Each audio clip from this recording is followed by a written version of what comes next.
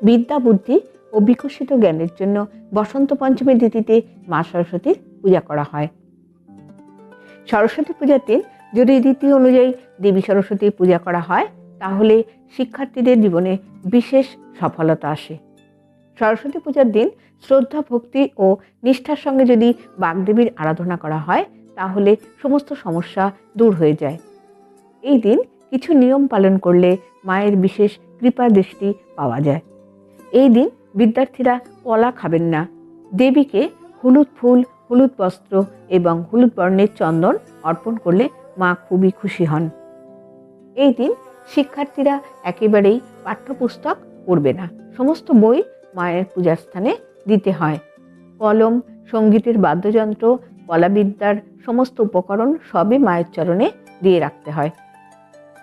অবশ্যই নিজের বাড়িতে মা সরস্বতীর পূজা করুন।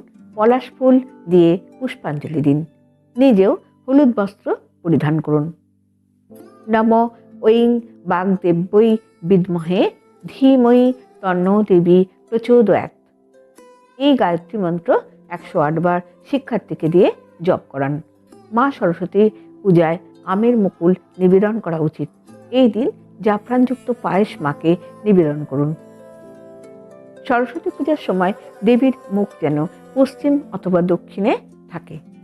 শিশুদের এই দিন বিদ্যারম্ভ করুন। এই দিন শিক্ষাগুরুকে পূজা করার রীতি রয়েছে। তাদের শ্রদ্ধা জানিয়ে কোনো বিশেষ পুস্তক তাঁকে দান করুন। এর প্রভাবে বুদ্ধি, বিদ্যা ও জ্ঞানের বিকাশ ঘটে। দুবেলায় মাকে ঘিয়ের প্রদীপ দিয়ে আরতি করুন। এই দিন স্নানের সময় নিম পাতা ও কাঁচা হলুদ বাটা মাখতে ভুলবেন না। দেবীর চরণেও কাঁচা হলুদ অর্পণ করুন। পারলে দেবীর চরণে হলুদ আবির দিন এবং সেই আবিরের টিকা শিক্ষার্থীর কপালে ছোঁয়ান। ভিডিওটি শুনে যদি আপনাদের ভালো লাগে তাহলে একটি লাইক দিয়ে অবশ্যই চ্যানেলটিকে সাবস্ক্রাইব করবার অনুরোধ রইল।